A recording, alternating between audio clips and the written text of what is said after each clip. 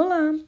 Vamos continuar a leitura da carta 2, onde Jesus estava com sua mãe. Um dia ela se aventurou a perguntar-me: você ainda acredita que Jeová seja um mito? Jó disse que, se Jeová retirasse sua respiração, toda a carne viria abaixo. Este é o Jeová que vi e em quem acredito. Ninguém viu a Jeová, disse ela com firmeza. Eu vi aquele que criou todas as coisas, respondi calmamente. Eu o chamo de Pai, porque ele é amor perfeito, um amor mais perfeito que o de uma mãe, acrescentei sorrindo para ela. Ele trabalha dentro, através e para toda a sua criação. É o Pai em mim que tem trazido as coisas de que você necessita em casa e que curou a meus irmãos e irmãs tão rapidamente. Eu podia ver que ela estava começando a entender um pouco do que eu dizia. E o que é o castigo? Perguntou-me. Não existe castigo da forma como compreendemos. Nascemos para nos comportarmos da forma como o fazemos. Temos que encontrar uma maneira de superar nossos pensamentos e sentimentos humanos, porque estes nos separam da proteção do Pai e nos trazem as doenças e a miséria. Quando tivermos aprendido a superar o eu, então entraremos no reino dos céus. Minha mãe afastou-se silenciosa, claramente ponderando sobre o que eu dissera, mas não mais com raiva. Eu sabia que ela estava meditando sobre minhas afirmações e percebi que eu estava colocando de cabeça para baixo o seu seguro e bem conhecido mundo. Ela se sentia perdida e insegura, sem a sua crença num Jeová ameaçador e terrivelmente vingativo, se a humanidade fosse indisciplinada.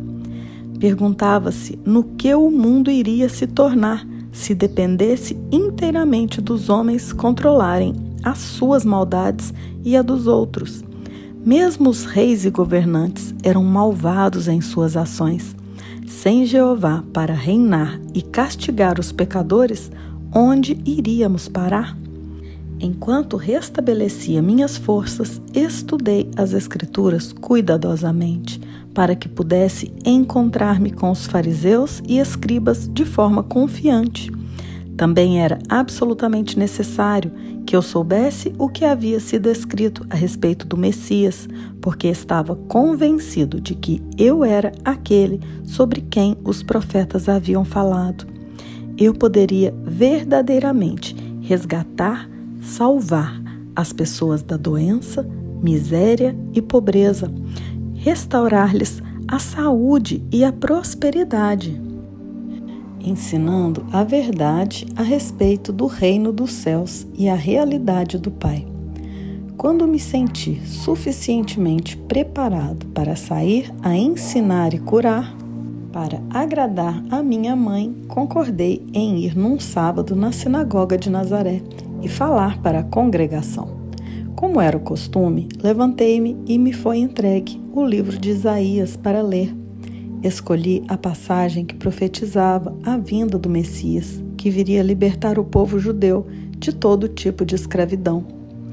O Espírito do Senhor está sobre mim, porque o Senhor me ungiu para pregar as boas novas aos pobres. Ele me enviou para anunciar a libertação aos encarcerados e a recuperação da vista aos cegos, para libertar os oprimidos, para proclamar o ano da graça do Senhor. Então sentei-me, dizendo: hoje vocês veem essa profecia cumprir-se em mim. Isto produziu choque e espanto no rosto dos homens, que me olhavam atônitos, mas eu continuei falando, sabendo que o Pai me diria o que falar. As palavras vieram sem hesitação. Falei de minha experiência no deserto e relatei a visão do bebê crescendo até a idade adulta, sendo envolvido inconscientemente em correntes e ataduras mentais, e assim ficando cego e aprisionado na escuridão interior, fechando-se para Deus. Expliquei que, ao fazer isso, eles expunham-se à opressão de conquistadores, escravidão, pobreza e doenças. Porque Deus é luz, eu disse, e luz é a substância de todas as coisas visíveis, e luz é o amor que faz todas as coisas para que o homem desfrute delas.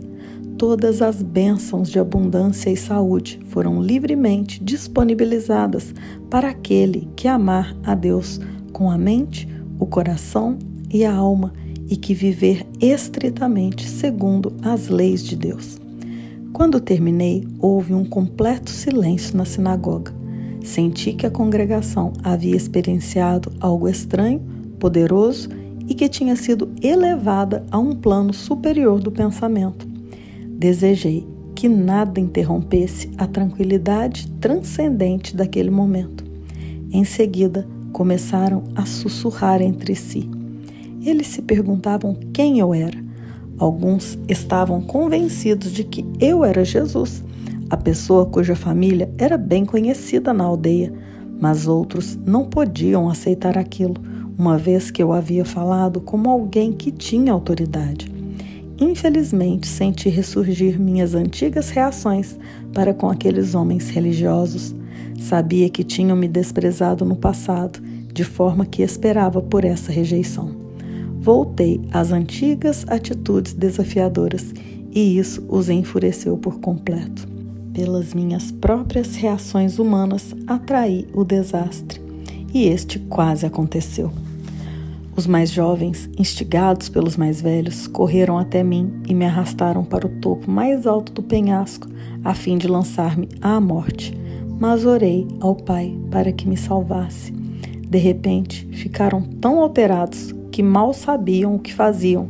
Se voltaram uns contra os outros. Então pude sair do meio deles e escapar. Foi estranho. Eles pareceram não notar a minha saída. Muito abalado por essa experiência, consegui mandar uma mensagem para minha mãe, dizendo que estava deixando Nazaré imediatamente e indo para Cafarnaum, uma agradável cidade junto ao mar da Galileia. A princípio, pensei em juntar-me a antigos conhecidos, mas senti intuitivamente que isso não seria o correto a fazer, de modo que durante todo o caminho e ao entrar na cidade, pedi orientação e ajuda ao Pai para encontrar acomodações. Eu não tinha dinheiro e não pediria esmola.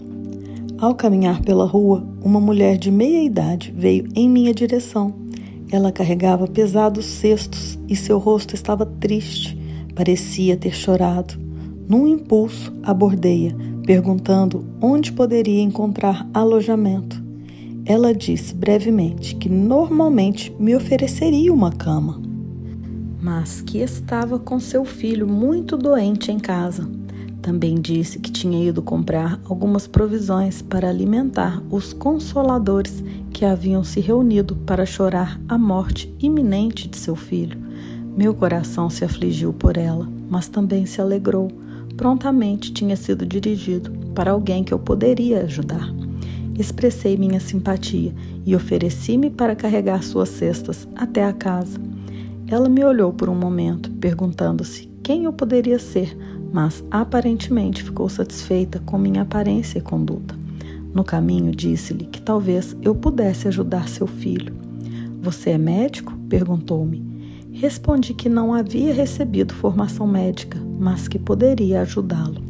Ao chegar em sua casa, de pedra grande e bem construída, o que indicava boa situação social e prosperidade, levou-me até seu marido, dizendo: Este homem diz que pode ajudar nosso filho. Melancólico, o homem inclinou a cabeça e não disse nada. A mulher, que se chamava Miriam, afastou-me, dizendo que ele estava aflito e muito zangado. O rapaz é nosso único filho, entre muitas filhas, e ele culpa Deus pela doença do garoto. Miriam começou a chorar. Se ele fala assim contra Deus, que outros problemas cairão sobre nós? Perguntou-me. Tranquilize-se, disse-lhe. Logo verá que seu filho ficará bem novamente. Ela olhou-me com dúvidas, mas levou-me até o quarto onde o rapaz estava. Fazia calor e o ambiente estava sufocante, cheio de gente bem intencionada e triste, conversando. Pedi à mãe para esvaziar o quarto, mas os visitantes resistiram. Eles queriam ver o que aconteceria e somente saíram do quarto, contrariados, quando Miriam chamou seu marido para falar com eles. Podia escutá-los discutindo com o pai no quarto ao lado. O que este homem acha que poderia fazer se o médico já havia declarado ser incapaz de ajudar o rapaz? O pai veio até o quarto para ver por si mesmo.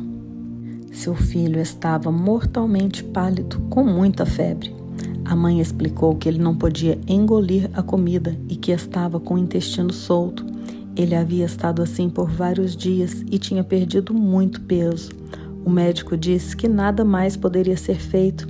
Ele provavelmente morreria. Coloquei as mãos sobre a cabeça do rapaz e rezei, sabendo e silenciosamente dando graças, com todo o coração, que o Pai Vida fluiria pelas minhas mãos para dentro de seu corpo. Dessa forma, o trabalho de cura se realizaria. Senti um calor extremo e um formigamento em minhas mãos e o poder vertendo para seu frágil corpo. Fui inundado por uma alegre gratidão. Como era grandioso e maravilhoso o Pai Vida, quando liberado para fazer o seu trabalho natural de cura. Sua mãe e seu pai, olhando ansiosos para ver o que aconteceria a seguir, seguravam a mão um do outro e observavam com muita atenção. Quando eles viram a cor do seu filho mudar do branco para um rubor mais sadio, exclamaram com espanto e alegria. Depois de algum tempo, o rapaz levantou seu olhar para mim, dizendo claramente: "Agradeço, estou bem melhor agora. Estou faminto e quero algo para comer." Sua mãe riu de felicidade e o abraçou apertado, mas estava um pouco apreensiva. "Não posso dar comida a você, meu filho. O médico ficaria zangado." Ela havia sido avisada para não dar comida a ele, somente água. Eu sorri e disse: "Ele está curado. Pode dar pão e vinho a ele, que não fará mal." E vamos parando por aqui para meditarmos sobre estas partes da carta. Tem uma frase que eu gostaria de deixar, que é: "Não existe castigo da forma como o compreendemos. Nascemos para nos comportarmos da forma como o fazemos. Temos que encontrar uma maneira de superar nossos pensamentos e sentimentos humanos, porque estes nos separam da proteção do Pai e nos trazem as doenças e a miséria. Quando tivermos aprendido a superar o eu, então entraremos no reino dos céus." E essa é uma desidentificação com esse eu ilusório. É superar nossos pensamentos e sentimentos humanos. Isso é o que nos afasta da nossa real essência, da nossa verdadeira identidade. E para isso é necessário o treino da nossa mente, para que a cada dia com esse treino nós possamos nos encontrar em uma mente superior. E assim vamos nos desapegando desse eu individual e egóico. Vamos nos desapegando dos nossos problemas individuais e vamos nos ligando ao nosso eu real. E logo estaremos juntos para continuarmos a leitura.